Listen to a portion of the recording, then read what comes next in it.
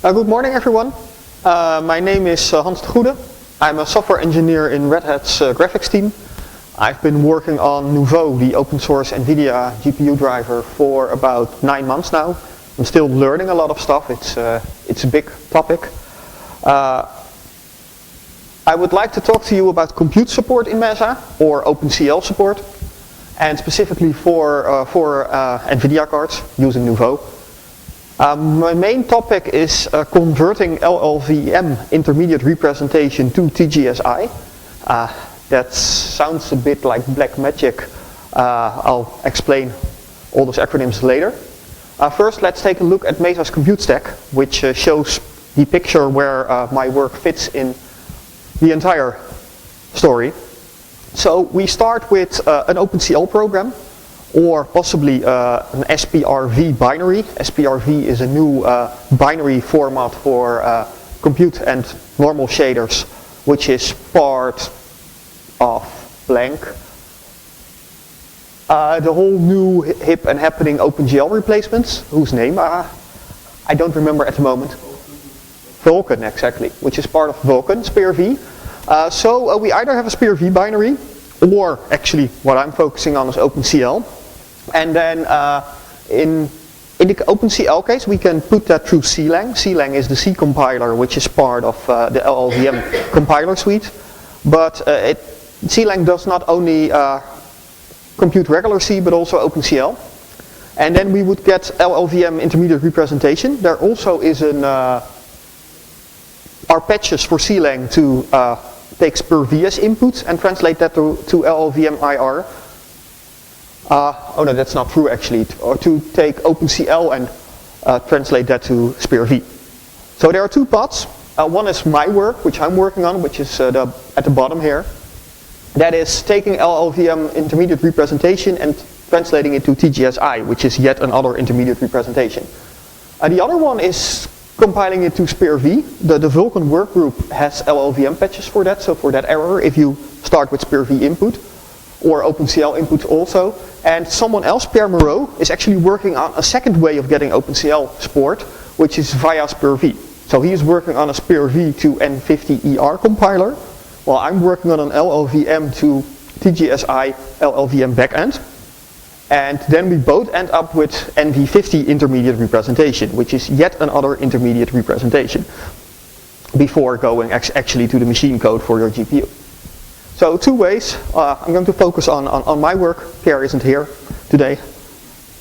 So first, what is TGSI? TGSI stands for Tungsten Graphics Shader Infrastructure. This was designed when the Tungsten Graphics team, which worked on open source 3D drivers in Mesa, started doing a new subpart of Mesa called Gallium, which is focused more on modern graphics cards. It's an intermediate language for shaders, which is used in Gallium, which is modeled after the DirectX 9 shader intermediate representation. So it has a lot of things in common with, and it works very well with the DirectX 9 GPUs. It uses 4 component vector registers. It uses single instruction multiple destination design, and that was common in the DirectX 9 GPUs at the time. That's somewhat cumbersome nowadays because a lot of modern GPUs are no longer single instruction multiple destinations. They just have a lot of a single destination ALUs. And a lot is up to 1,000 or something. So what I'm specifically working on is making LLVM take its own intermediate representation and translate that to TGSI, which is yet another intermediate representation. Because we already have a TGSI compile chain all the way down to the Nvidia GPUs. Because we need that for the OpenCL parts. There are several issues there. One is that TGSI is not really assembly, and LLVM backend infrastructure, there's a lot of things which are already done for you, focuses much more on regular CPU assembly. So what you see is that if you want to use a single vector component as source, and you're not putting it in the same destination, so you want to say my destination vector y I want to fill with my source vector x, then you need to do what's called swizzling. You need to swap the components in the source so that the x lands in the x. And I needed to hack up LLVM a bit to teach it to add swizzling postfixes to source operands. And a really weird thing in TGSI is TGSI has something called temporary registers because it's an intermediate representation. It doesn't know how much registers there will actually be. And because of that, you need to declare the registers which you use beforehand.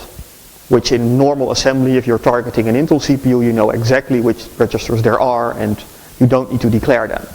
I have chickened out on this one. I'm not keeping track of how many registers is being used. I just always declare temp0 till temp31. Another problem is that if you start running code written in OpenCL on a GPU, all of a sudden you find out that you need something of a runtime. But you don't have an operating system, you don't have a dynamic linker to load libraries for you or whatever, but yet you still need to support, say, getLocalID, which is a standardized function in OpenCL. So you need to add support to something which is called libclc, the C library for OpenCL. And that was yet another problem. So now let's go through all the steps to give you, I won't explain all this in detail, that would be very boring. This is a very, very simple OpenCL program. What it does, it takes two input arrays. It asks which thread am I, because OpenCL is for compute, it's always multi-threaded, so which thread am I?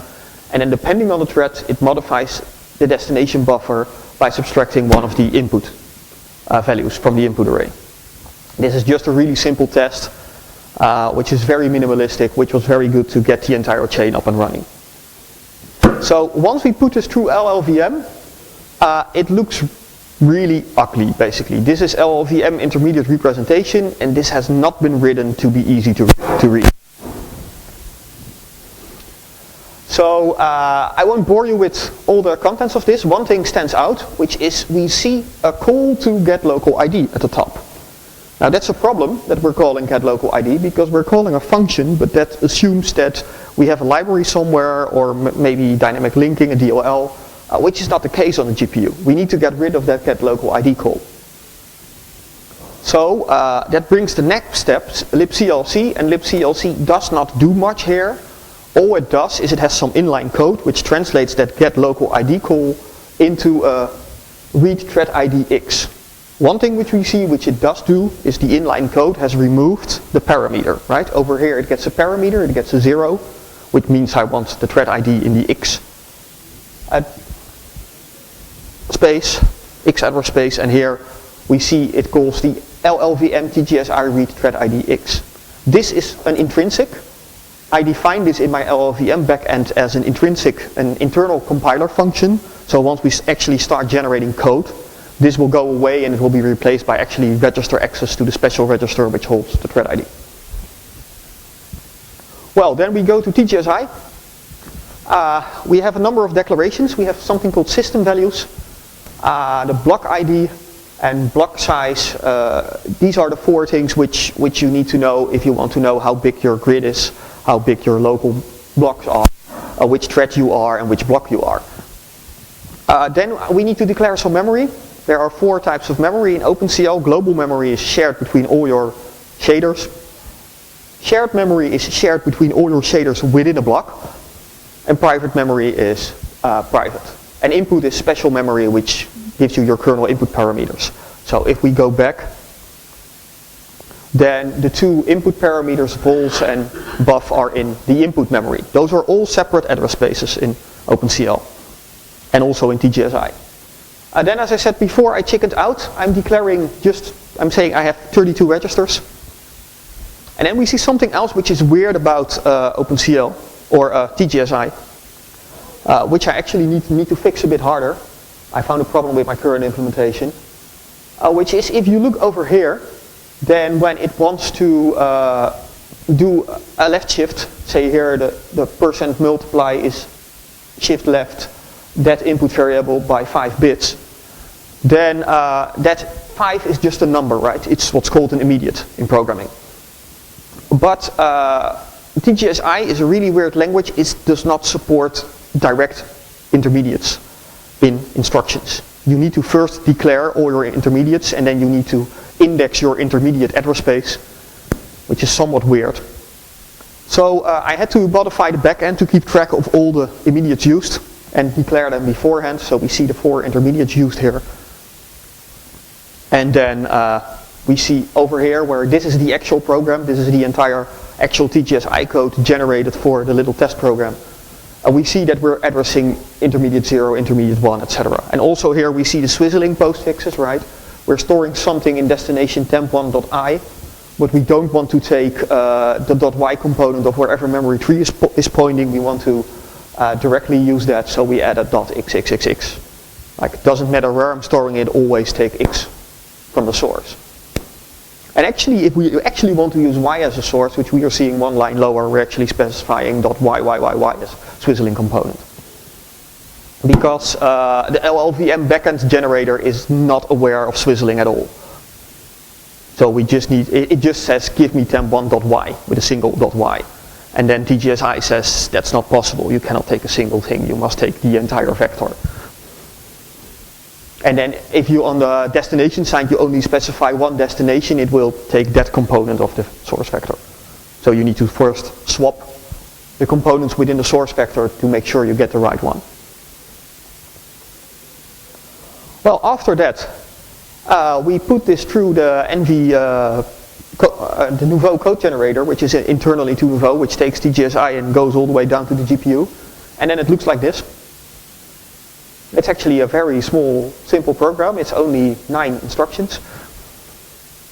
Each instruction is 8 bytes. That's what the 8 between brackets at the end means. And then we can upload it to the GPU and it works. Unfortunately, I'm still in the process of actually getting a laptop with an Nvidea GPU, so I cannot demo anything. Not that this would have been very nice to demo, it's just you run it on a script and it says the test passed. Hooray, it worked. So what's missing?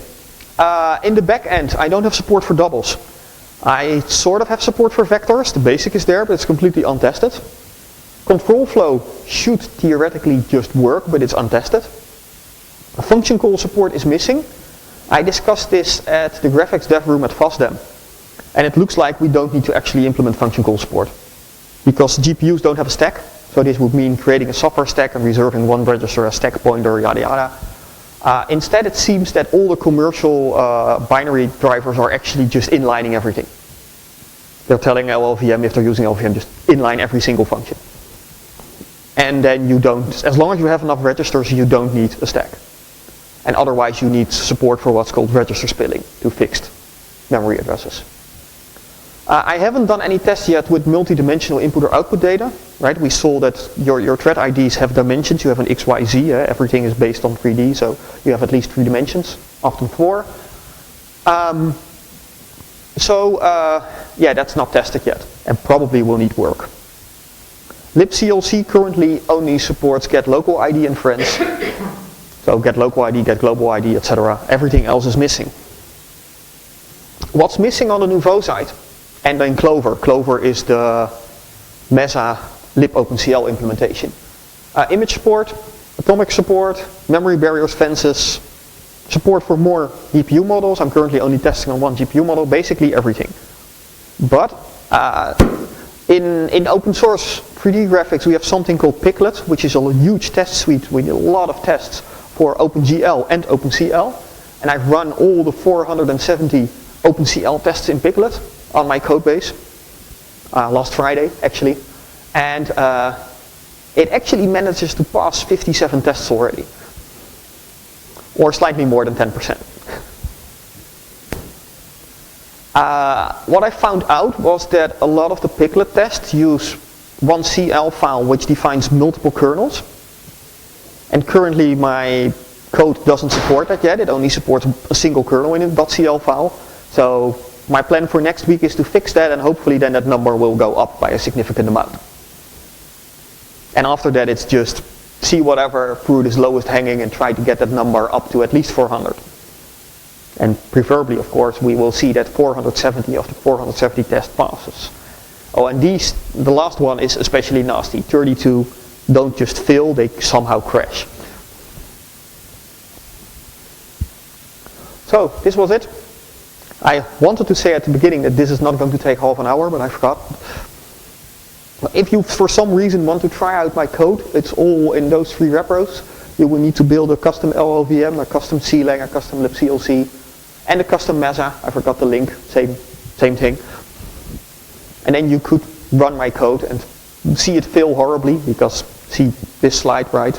Only 75 of 470. So chances are, if you try to run a real program on it, that it won't work. So any questions? In your first slide, you had the image of you get OpenCL with 50 per V or the TCSI. What's the advantage of having two separate games implemented when you all go down to the 50? What's the advantage of having? Well, for one, that the purpose of SPUR-V with Involve is that the step going from OpenCL to TGSI or from OpenCL to SPUR-V takes a long time. That simple program takes about 2 seconds to compile. Which means that if you are, say, accelerating some image processing in Photoshop with OpenCL, that you need to be more than 2 seconds faster on the GPU than on the CPU to even try it on the GPU. No, both take about 2 seconds to go from OpenCL to the TGSI or SPUR-V level. But SPUR-V is completely GPU independent and is intended as a way to distribute shaders. So that say Photoshop will actually contain SPUR-V shaders. So the SPUR-V pad has the advantage that it will work with those pre-compiled SPUR-V shaders. And those may actually be the only supported format by later Photoshop versions. So in the future we have to support SPUR-V, because some games will just ship with only pre-compiled SPUR-V shaders.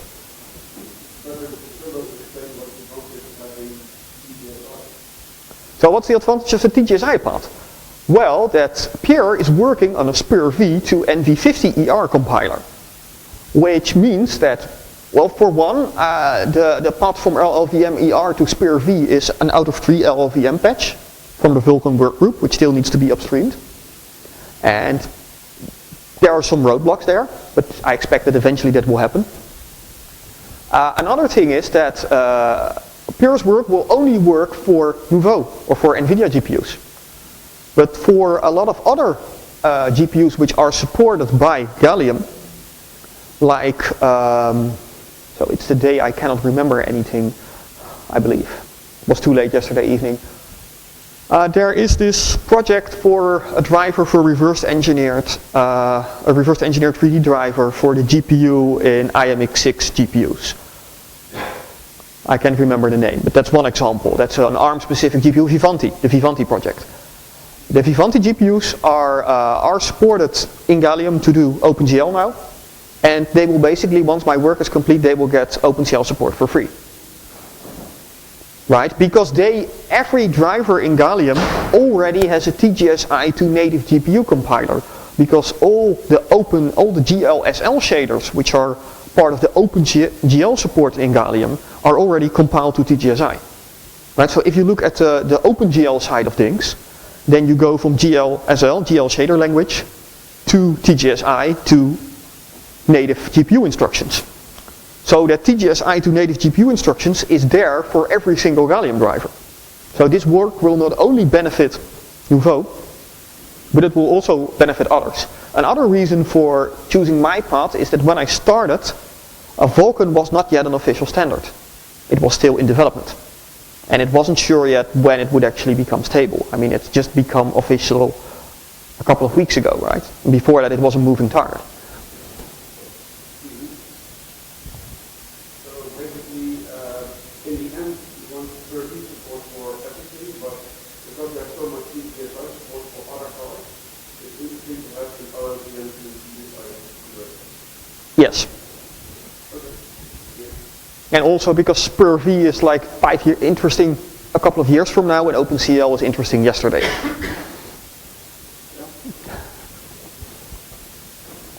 Any more questions?